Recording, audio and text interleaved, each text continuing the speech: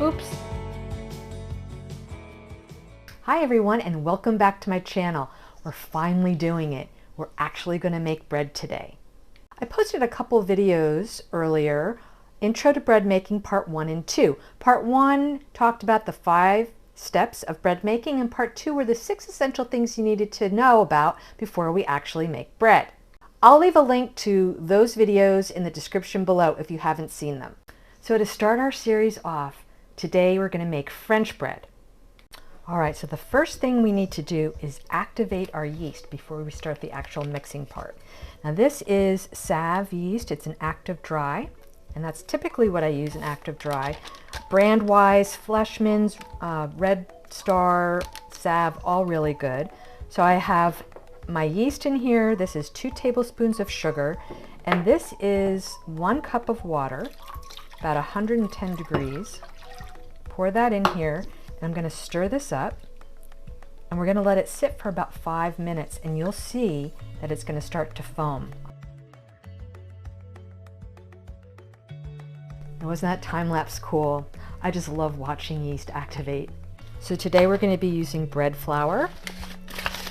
And if you remember, 1 cup of flour is equal or equivalent to 120 grams. So this recipe calls for 3 cups of flour, so we're going to need 360 grams.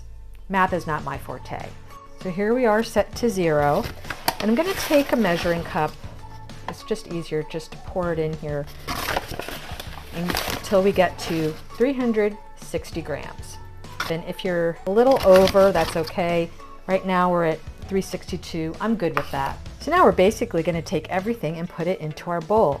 Here's our yeast, our 360 grams of flour, 2 tablespoons of oil, and then this is 1.5 teaspoons of salt. Now we're going to mix everything on, I'd say, about medium speed for about 6 minutes, and then we'll test to see if the dough is ready for its first rise.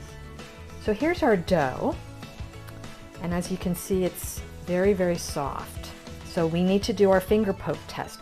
So here's the finger test. All right, you see the indent is kind of staying. It is coming back, but it's really, really slow. That's a good sign. Now I'm going to take a little bit of the dough, roll it into a ball, and I'm going to stretch it. This is the window pane test. If it starts breaking and it has holes in the middle, then it's not ready. But we're just going to kind of flatten it out. This is looking good. And yeah, I'm starting to be able to see through it. It's not breaking apart. This is good. See, that's exactly what we want. It's not breaking, and we're ready for our first rise. So now I'm just kind of forming the dough into a nice ball here, like that. And I'm going to take some spray, and I'm going to spray the inside of this bowl. And I'm going to put it in, and then I'm going to turn it around a little bit so it gets coated with the spray. And now I'm just going to cover it with some plastic wrap. You can use a towel as well. All right, so here's a close-up of our dough. We're going to punch this down and let it rise and let it just rest for about 30 minutes. So all I'm going to do here is I'm just going to kind of punch it down like that. And I'm going to take it out and I'm going to reshape it. Oh, this is really looking good. Nice and soft. That's exactly what we want. All right, I'm going to put it back in here. I'm just going to let it rest for about 30 minutes. All right, so it's been about 30 minutes. Here's a look at our dough. It's risen a little bit, not a terrible amount. So I'm going to take the dough, I'm going to put it on silicone mat. Okay, I'm going to just put some flour on my rolling pin, and we're going to roll our dough out into a rectangle, because we're going to roll it up long ways like this. It doesn't have to be really, really tight, but we're going to also fold the edges in like this as we're going along.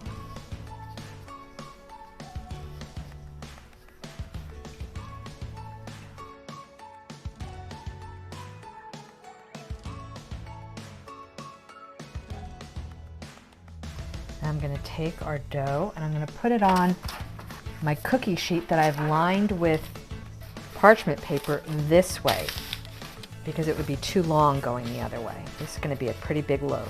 Lightly put some flour on the outside of our dough here, because as it's rising, I'm going to have it covered with plastic wrap again, and I don't want it to stick to the plastic wrap, and the flour will help with that. So we're just going to cover it like this, and we're going to let it rise for another 60 minutes. Look at our loaf of bread. Doesn't this look amazing?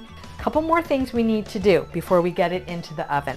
I have an egg wash here. We're going to brush our loaf with egg wash. This is going to give it a nice brown color and give it a crispy crust on the outside. So just very lightly, not slather it, just go over it lightly with the egg. In order for the bread to rise properly, we need to give it some slits. It will allow it to expand and rise as it's baking. Very, very important. You need a super sharp knife for this. If you have a dull knife and you try and go through the dough, it's just going to deflate. And that would not be good. So all we're going to do, we're going to take our knife, there, just make some little slits. Not real deep at all. So here we go, all ready. I've preheated the oven to 375 and we're going to bake this for 25 minutes. So here we are. Our bread is out of the oven and I think it looks amazing. I want to give you a close-up look. Look at that. Nice and browned, and there's only one thing left to do. Step 5, eat. I'm just going to cut an end. Let's just cut the end, see what we have. Look at that. This French bread has a little bit of crust on the outside and it's very, very soft on the inside. Let's try. Oops. I already have my butter ready. Just gonna put it on here, eat this little end piece. I like lots of butter on my bread. I don't know about you.